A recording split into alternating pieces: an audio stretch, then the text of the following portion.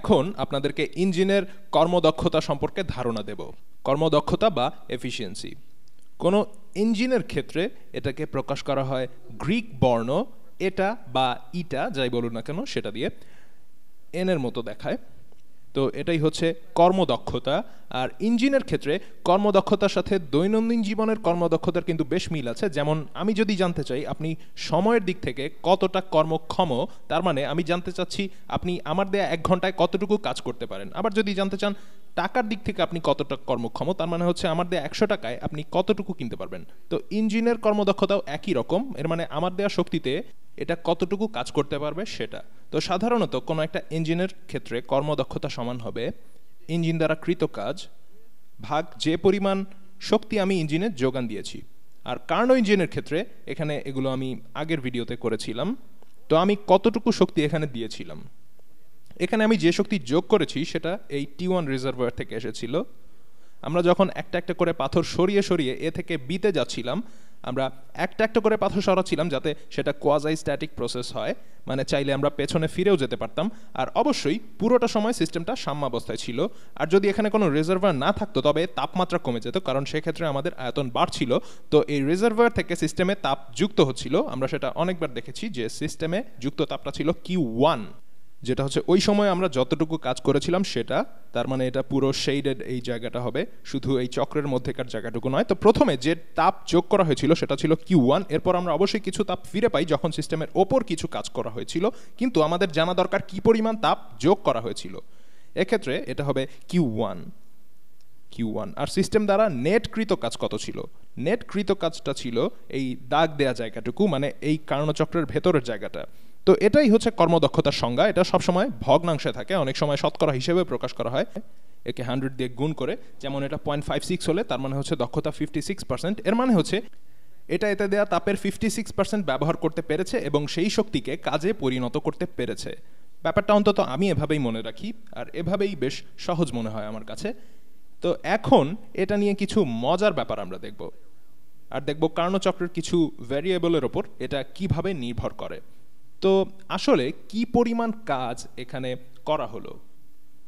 আভ্যন্তরীণ শক্তির সংজ্ঞা থেকে আমরা জানি যে আভ্যন্তরীণ শক্তির সংজ্ঞাটা বেশ কাজের হয়েছে আমাদের জন্য, সব কাজে আমরা ব্যবহার করছি এটা।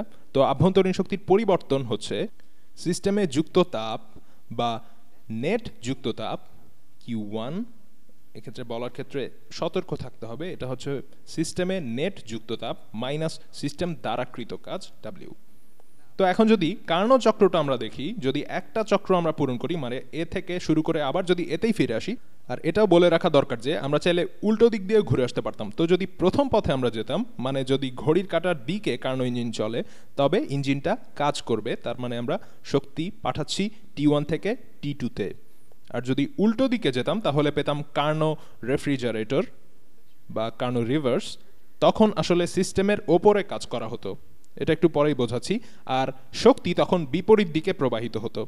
আর এটা ব্যবহার করে আমরা প্রমাণ করব যে কার্নো ইঞ্জিনই হচ্ছে সবচেয়ে ভালো ইঞ্জিন, মানে থিওরিটিক্যালি কর্মদক্ষতার দিক থেকে সবচেয়ে ভালো ইঞ্জিন হচ্ছে কার্নো ইঞ্জিন। তো যাই হোক, যেটা বলছিলাম, আমি যদি এভাবে একটা চক্র পূরণ করি আর এই পিভি ডায়াগ্রামের এ বিন্দুতে আবার ফিরে আসি, তবে আভ্যন্তরীণ শক্তির পরিবর্তন কি হবে? সেটা অবশ্যই 0 হবে। আভ্যন্তরীণ শক্তি হচ্ছে একটা স্টেট ভ্যারিয়েবল, তাই স্টেট বা অবস্থা না বদলালে আভ্যন্তরীণ শক্তিও বদলাবে না, তাই এনট্রপির পরিবর্তনও 0 হবে। যেহেতু আমি এ থেকে শুরু করে এতেই ফিরে এসেছি, তাই একটা পূর্ণ চক্রের জন্য আভ্যন্তরীণ শক্তির পরিবর্তন হচ্ছে 0। তো এখন এই সিস্টেমে নেট যুক্ত তাপের পরিমাণ কত? সিস্টেমে দেয়া নেট তাপের পরিমাণ কত?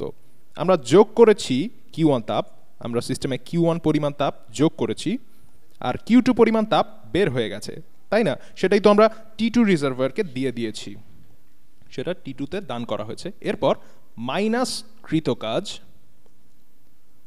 এটা সমান হচ্ছে 0। এখানে ভালো মতো বুঝে নিন, এটাই হচ্ছে সিস্টেমে যুক্ত নেট তাপ।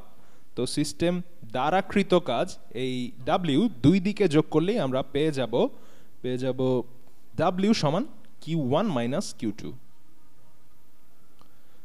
তো এটা এভাবেই থাক। এখন এখানে W এর মানটা আমরা বসাবো, তাহলে W এর বদলে আমরা বসাবো Q1 মাইনাস Q2। এটা লব হিসেবে কর্মদক্ষতার সংজ্ঞায় থাকবে।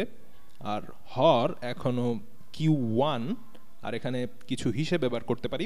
এটা Q1, এই পরিমাণ শক্তি সিস্টেমে যোগ করা হয়েছে। তো সিস্টেমের নেট তাপ ভাগ সিস্টেমে যুক্ত তাপ, তাহলে এটা সমান Q1 ভাগ Q1 মানে 1 মাইনাস Q2 ভাগ Q1। আর এটাও কর্মদক্ষতার আরেকটা সংজ্ঞা। এটা কিছুই না, শুধুমাত্র একটু বীজগাণিতিক পরিবর্তন আর আভ্যন্তরীণ শক্তির সংজ্ঞার ব্যবহার। এখন দেখি এই কর্মদক্ষতার সাথে তাপমাত্রার কোনো সম্পর্ক আমরা বের করতে পারি কিনা। আর এখানে আসলে Q1 হবে, তো Q2 আর Q1 আসলে কি, এদের মানগুলো আসলে কি ছিল যদি এদের চিহ্ন বিবেচনা না করে আমরা দেখি। আমরা জানি Q2 সিস্টেম থেকে বের হয়ে গেছে, তাই সিস্টেমে যুক্ত তাপের সাপেক্ষে সেটা নেগেটিভ হবে। কিন্তু এখন শুধু আমরা Q2 এর মান আর Q1 এর মান জানতে চাই। তো তার আগে আমি কয়েকটা কার্নো ডায়াগ্রাম বা কার্নো চক্র এঁকে নিই, যাতে ব্যাপারটা ভালো করে বোঝা যায়। এখানে ছোট করে আঁকছি, তো আঁকছি আমি। এটা আয়তনের অক্ষ আর এটা চাপের অক্ষ PV। আর এখানে এই অবস্থা থেকে শুরু করলাম। এখন সমষ্ণ প্রক্রিয়ায় আয়তন বৃদ্ধি হবে, তো সমষ্ণ প্রক্রিয়াটা আমি বেগুনি রঙে দেখাচ্ছি। তো সমষ্ণ প্রসারণ হচ্ছে এখন এই সমষ্ণ প্রক্রিয়ায় এটা এখান থেকে নেমে বিতে আসলো, তো এটা বি। আর আমরা জানি এই সমষ্ণ প্রক্রিয়ার সময় এই Q1 যুক্ত হয়েছিল, এখানেই Q1 যোগ করা হয়েছিল। এটা সমষ্ণ প্রক্রিয়া, যদি তাপমাত্রা না বদলায় তবে আভ্যন্তরীণ শক্তিও বদলাবে না। আগে যেটা বলেছিলাম যে আভ্যন্তরীণ শক্তির পরিবর্তন 0 হলে সিস্টেমের নেট তাপ এর কৃত কাজের সমান হবে। তারা কাটা চলে যায়, তাই আপনি 0 পাবেন। তো Q1 হচ্ছে সিস্টেমে যুক্ত তাপ, এটা সমান হবে কৃত কাজ। আর কৃত কাজ হলো এই রেখার নিচের অংশের ক্ষেত্রফল। এটা আগেও কয়েকবার আমরা করেছি। আর এটার ক্ষেত্রফল নেব কারণ এই লেখচিত্রের মধ্যে অনেক আয়তক্ষেত্র আছে যেগুলো আসলে চাপ আর আয়তনের গুণফল বোঝায়। চাপ গুণ আয়তন, এরপর সবগুলো আয়তক্ষেত্র যোগ করলে সেই অসংখ্য আয়তক্ষেত্রের ক্ষেত্রফলগুলো থেকে এই মোট ক্ষেত্রফল পাবেন। তো এটা আসলে কি, আমরা জানি যে চাপ গুণ আয়তন সমান হচ্ছে কাজ। তার মানে সিলিন্ডারের পিস্টন ওপরে উঠে যাচ্ছে, তাই বল গুণ দূরত্বই হবে কাজ। তো Q1 এর মান বের করতে হলে আমাদের ইন্টিগ্রেশন করতে হবে, যেটা আসলে কতটুকু কাজ হয়েছে সেটা। এটা সমান ইন্টিগ্রেশন হবে V ফাইনাল থেকে, আসলে এটা ফাইনাল না লিখে লেখা যায় VB, বিতে আয়তন, ও সরি ভুল লিখেছি, এতে আয়তন VA থেকে বিতে আয়তন VB পর্যন্ত, মানে এখান থেকে শুরু করে আমরা এখানে আসছি। ইন্টিগ্রেশনের মধ্যে থাকবে চাপ, আমি এটা অনেকবার দেখিয়েছি তবু আরেকবার দেখাচ্ছি, চাপ P গুণ আয়তনের পরিবর্তন dV। আর আদর্শ গ্যাসের সূত্র থেকে আমরা জানি যে PV is equal to nRT। এটার দুই দিকে V দিয়ে ভাগ করলে আমরা পাবো P সমান nRT ভাগ V। তাহলে এখন এই Q1 হচ্ছে ইন্টিগ্রাল VA থেকে VB পর্যন্ত, এই জিনিসটার জন্য মানে nRT ভাগ V dV। আর এই ওপরের অংশটা এটা কিন্তু ধ্রুবক, কারণ আমরা সমষ্ণ প্রক্রিয়ায় আছি, এটাকে T1 লিখতে পারি। এটাই আমাদের তাপমাত্রা, আমরা এখানে T1 তাপমাত্রার রিজার্ভয়ারের সাথে আছি।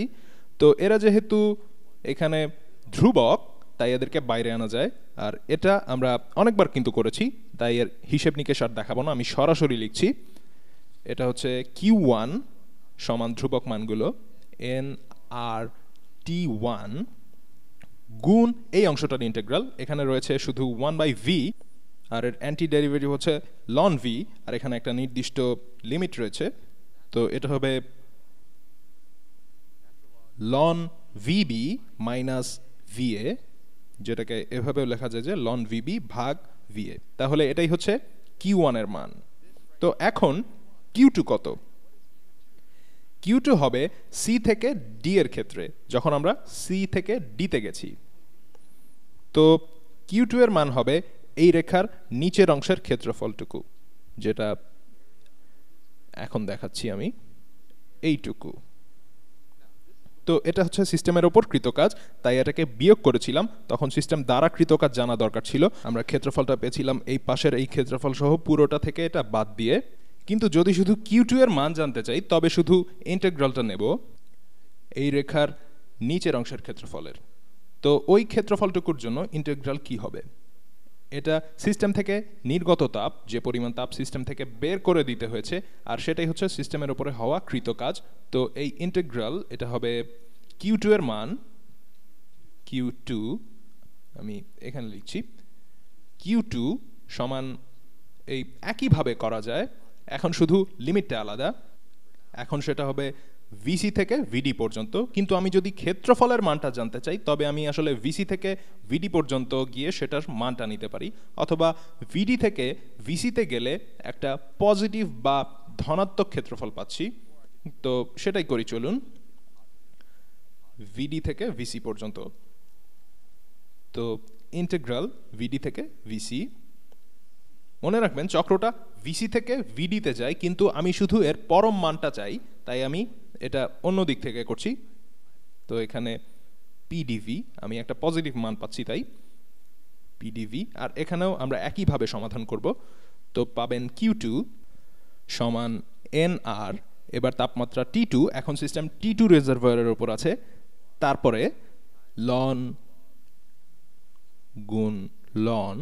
তো এবার কি হবে, গুণ লন, এবার ভিবি ভাগ ভিএ এর বদলে হবে এখানে ভিসি ভাগ ভিডি, ভিসি ভাগ ভিডি, ভিসি ভাগ ভিডি। তো এখন এই সমীকরণগুলো নিয়ে আমরা কর্মদক্ষতার যে সমীকরণটা পেলাম সেটাই বসিয়ে দেব। আমরা একটু আগেই দেখেছি যে কর্মদক্ষতা সমান হচ্ছে যে কত, 1 মাইনাস কিউ, আচ্ছা একবার দেখে নেই কত ছিল সেটা, 1 মাইনাস Q2 ভাগ Q1। তো 1 মাইনাস Q2 ভাগ Q1, তো Q2 এর মান এখানে আর Q1 এর মান এখানে বসাবো। তো কি পাচ্ছি চলুন দেখা যাক। ইঞ্জিনের কর্মদক্ষতা সমান হচ্ছে 1 মাইনাস Q2, তো এটা, তো nRT2 গুণ লন ভিসি ভাগ ভিডি, এই পুরোটা ভাগ হবে Q1, এই যে এটার মান nRT1 গুণ লন ভিবি ভাগ ভিএ। এবারে কিছু কাটাকাটি করব, আগে এনআর গুলো কাটা চলে যাচ্ছে, আর এখানে লনের ব্যাপার আছে, কিন্তু আগে একটা ভিডিওতে আমি দেখিয়েছি যে ভিসি ভাগ ভিডি সমান হচ্ছে ভিবি ভাগ ভিএ। তো যেহেতু আমরা এখন জানি যে এরা সমান, যেহেতু এটা সমান এটা, তাই এদের লনের মানও সমান হবে, তো এরাও কাটা চলে যাচ্ছে। তো আমরা পাচ্ছি কি, আমরা পাচ্ছি কর্মদক্ষতা সমান হচ্ছে 1 মাইনাস T2 ভাগ T1। এটা শুধু কার্নো ইঞ্জিনের জন্য, শুধু কার্নো ইঞ্জিনের ক্ষেত্রে এটা প্রযোজ্য। মনে রাখবেন এই দিকে এই অংশটায় যা আমরা করেছি এটা সব ইঞ্জিনের জন্যই প্রযোজ্য। এটা আসলে কাজের সংজ্ঞারই একরকম গাণিতিক প্রকাশ বলতে পারেন। এটা নিয়ে এখন আর বিস্তারিত বলবো না, কিন্তু এটা শুধু কার্নো ইঞ্জিনের জন্য প্রযোজ্য, কারণ এখানে যে ধাপগুলো আমরা পার হয়েছি তা কার্নো চক্রের জন্যই প্রযোজ্য। এটা অবশ্য খুবই গুরুত্বপূর্ণ, কারণ এটা থেকেই পরের ভিডিওতে আমরা দেখব যে কার্নো ইঞ্জিনই হচ্ছে সবচেয়ে বেশি কর্মক্ষম বা দক্ষ ইঞ্জিন। কর্মক্ষম কথাটা একটু সাবধানে বলতে হবে, এর মানে হচ্ছে যে দুটো তাপমাত্রার সীমার ভেতরে কার্নো ইঞ্জিনের চেয়ে বেশি কর্মক্ষম ইঞ্জিন পাওয়া সম্ভব নয়। এটা সবচেয়ে ভালো ইঞ্জিন নয়, আর এটা বাস্তব কোনো ইঞ্জিনও নয়। এটা দিয়ে জেট প্লেন বা ঘাস কাটার যন্ত্রও চালানো যাবে না, কিন্তু দুটো তাপমাত্রার রিজার্ভয়ারের ভেতর এটাই সবচেয়ে কর্মদক্ষ ইঞ্জিন। আর সেটা নিয়ে বিস্তারিত আমি পরের ভিডিওতে বলবো।